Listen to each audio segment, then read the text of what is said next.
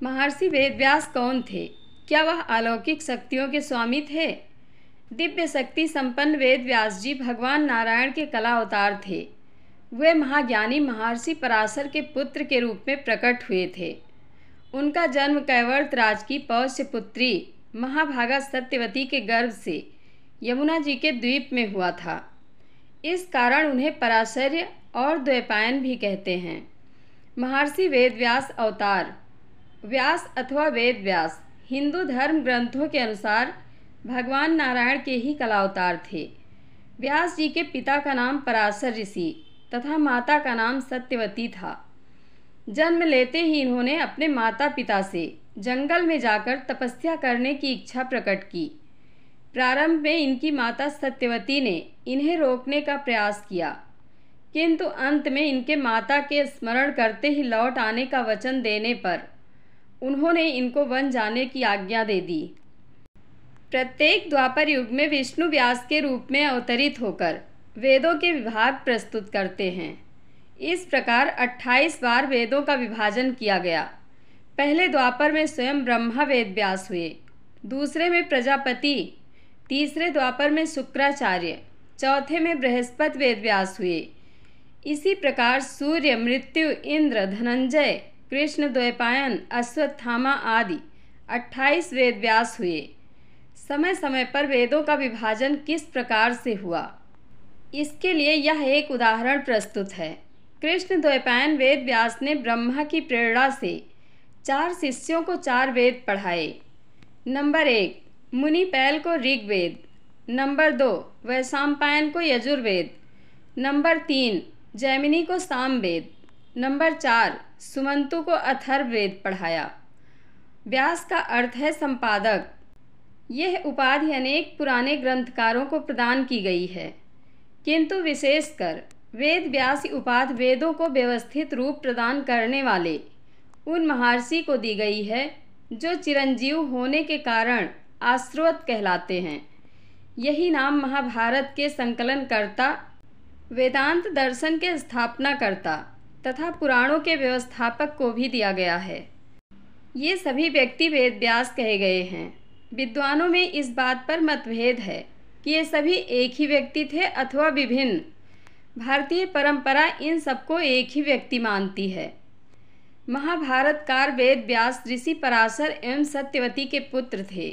ये सांवले रंग के थे तथा यमुना के बीच स्थित एक द्वीप में उत्पन्न हुए थे। अतएव ये सांवले रंग के कारण कृष्ण तथा जन्म स्थान के कारण द्वैपायन कहलाए। इनकी माता ने बाद में शांतनु से विवाह किया, जिनसे उनके 2 पुत्र हुए, जिनमें बड़ा चित्रांगद युद्ध में मारा गया और छोटा विचित्रवीर्य संतानहीन मर गया।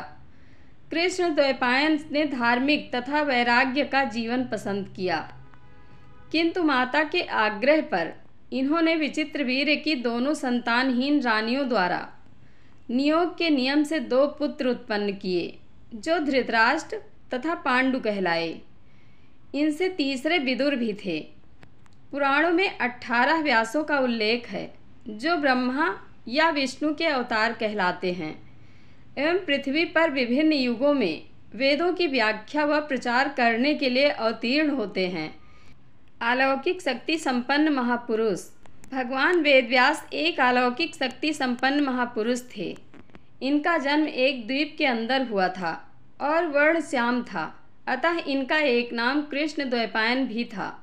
वेदों का विस्तार करने के कारण ये वेद व्यास तथा बद्री वन में निवास करने के कारण बद्रायण भी कहे जाते हैं। इन्होंने वेदों के विस्तार के साथ महाभारत, 18 महापुराणों तथा ब्रह्मसूत्र का भी प्रणयन किया। शास्त्रों की ऐसी मान्यता है कि भगवान ने स्वयं व्यास के रूप में अवतार लेकर वेदों का विस्तार किया। अतः व्यास जी की गणना भगवान के 24 अवतारों में की जाती है। व्यास स्मृति के नाम से इनके द्वारा प्रणीत एक स्मृति ग्रंथ भी है। भारतीय वाङ्मय एवं हिंदू संस्कृति व्यास जी की ऋणी है। संसार में जब तक हिंदू जाति एवं भारतीय संस्कृति जीवित है, तब तक व्यास जी का नाम अमर रहेगा। महर्षि व्यास त्रिकालदर्शी थे।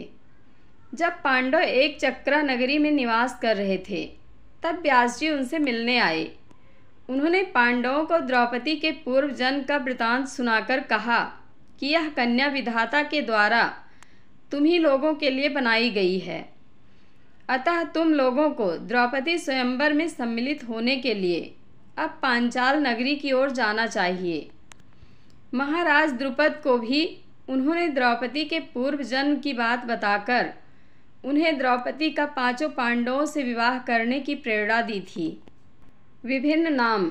यमुना के द्वीप में जन्म होने के कारण व्यास जी को कृष्ण द्वैपायन तथा बद्री वन में तपस्या करने के कारण बद्रायण व्यास भी कहा जाता है। इन्हें अंगों सहित संपूर्ण वेद, पुराण, इतिहास और परमात्मा तत्व का ज्ञान स्वतः प्राप्त हो गया था। मनुष्यों की आयु क्षीण होते हुए देखकर इन्होंने वेदों का विस्तार किया, इसलिए ये वेद व्यास के नाम से प्रसिद्ध हुए। वेदांत दर्शन की शक्ति के साथ अनादि पुराण को लुप्त होते देखकर भगवान कृष्ण द्वैपायन ने 18 पुराणों का प्रणयन किया।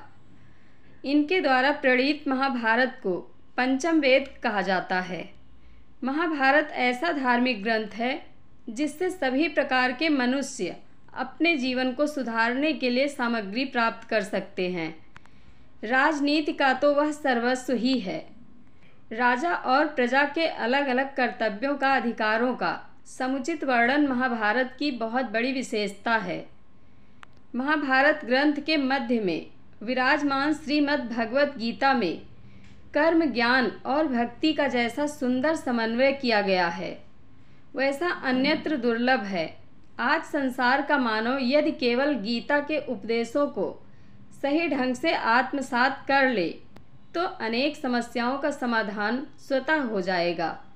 व्यास कर्मवादी आचार्य हैं। कर्म ही मनुष्य का पक्का लक्षण है।